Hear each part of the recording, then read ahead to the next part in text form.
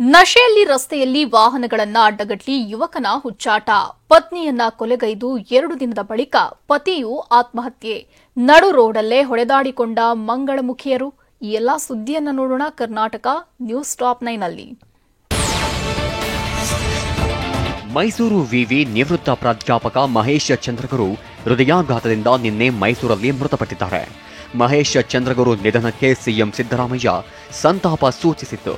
ನನಗೆ ಆತ್ಮೀಯರಾಗಿದ್ದ ಮೈಸೂರಿನ ಪ್ರಗತಿಪರ ಚಿಂತಕ ಮಹೇಶ್ ಚಂದ್ರಗುರು ಸಾವಿನಿಂದ ಆಘಾತಕ್ಕೀಡಾಗಿದ್ದೇನೆ. ಡಾಕ್ಟರ್ ಮಹೇಶ್ ಚಂದ್ರಗುರು ಅವರ ನಿಧನದಿಂದಾಗಿ ಸಮಾಜ ಒಬ್ಬ ಚಿಂತನಶೀಲ ಮಾರ್ಗದರ್ಶಕನನ್ನ ಕಳೆದುಕೊಂಡಿದೆ. ಅವರ ಕುಟುಂಬ ಮತ್ತು ಅಭಿಮಾನಿಗಳ ದುಃಖದಲ್ಲಿ ನಾನು ಭಾಗಿ ಅಂತ ಟ್ವೀಟ್ ಮಾಡಿದ್ದಾರೆ. ಬೆಂಗಳೂರಿನ ಮಲ್ಲೇಶ್ವರಂ 3ನೇ ಮುಖ್ಯ ರಸ್ತೆ 9ನೇ ಅಡ್ಡ ರಸ್ತೆ ಬಳಿ ಯುವಕನೊಬ್ಬ ಹುಚ್ಚಾಟ ಮೆರೆದಿದ್ದಾನೆ. ಡ್ರಗ್ಸ್ ಗಾಂಜಾ ಹೊಡೆದಿರೋ ಶಂಕೆ ವ್ಯಕ್ತವಾಗಿದ್ದು, ಹೋಗೋ ಬರೋ ಜನರು ಆಟೋ ಚಾಲಕರೊಂದಿಗೆ ಗಲಾಟೆ ಮಾಡಿಕೊಂಡಿದ್ದಾನೆ. ಫುಟ್ಪಾತ್ ಮೇಲೆಲ್ಲ ವರುಳಾಡಿ ಹೈಡ್ರಾಮಾ ಮಾಡಿದ್ದಾನೆ. ಅಮಲಲ್ಲಿದ್ದವನನ್ನ ಕಂಟ್ರೋಲ್ ಮಾಡೋಕೆ ಪೊಲೀಸರು ಹೈರಾಣಾಗಿದ್ದು, ಕೊನೆಗೆ ವ್ಯಕ್ತಿಯನ್ನ ಆಟೋದಲ್ಲಿ ಕರೆದೊಯ್ದಿದ್ದಾರೆ. ಹಾಸನ ಜಿಲ್ಲೆ ಸಕಲೇಶಪುರದ ದೊಡ್ಡ ನಾಗರ ಬಳಿ ರೈಲ್ವೆ ಹಳಿ ಮೇಲೆ ಗುಡ್ಡ ಕುಸಿತದ ಸ್ಥಳಕ್ಕೆ ಸಂಸದ ಶ್ರೇಯಸ್ ಪಟೇಲ್ ಭೇಟಿ ನೀಡಿ ಪರಿಶೀಲಿಸಿದರು. ಆಗಸ್ಟ್ 10ರಂದು ಮೊದಲ ಬಾರಿಗೆ ಹಳಿ ಮೇಲೆ ಮಣ್ಣು ಕುಸಿದಿತ್ತು. 4 ದಿನ ಕಾರ್ಯಾಚರಣೆ ನಡೆಸಿ ಮಣ್ಣು ತೆರವುಗೊಳಿಸಲಾಗಿತ್ತು. ಆದರೆ ಅದಾದ 3 ದಿನಗಳ ನಂತರ ಮತ್ತದೇ ಸ್ಥಳದಲ್ಲಿ ಗುಡ್ಡ ಕುಸಿತವಾಗಿದೆ.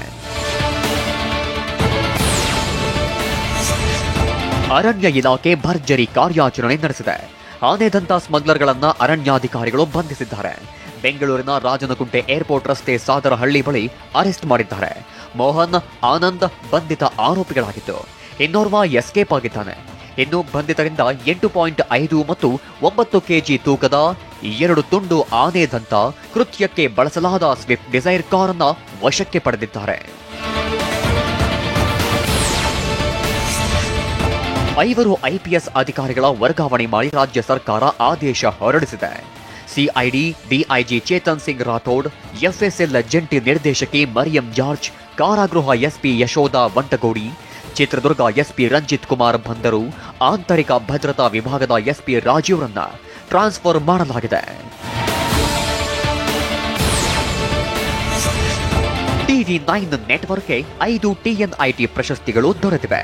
Best Kannada channel TV9, best female anchor Shakuntala, best film reporter Mangala Raj Gopal, best voice over artist Nitin Shetty ಹಾಗೂ ಬೆಸ್ಟ್ ಚಾನೆಲ್ ಇನ್ ತೆಲುಗು ಪ್ರಶಸ್ತಿಯನ್ನ TV9 ತೆಲುಗು ಬಾಚಿಕೊಂಡಿದೆ.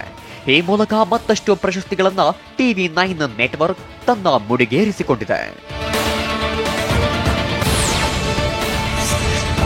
ಬೆಂಗಳೂರಿನ ಎಂಜಿ ರಸ್ತೆಯ ತಾಜ್ ಹೋಟೆಲ್ನಲ್ಲಿ ಇಂದು ಯುಎಸ್ನಲ್ಲಿ ಅಧ್ಯಯನ ಮೇಳ ಆಯೋಜಿಸಲಾಗಿದೆ.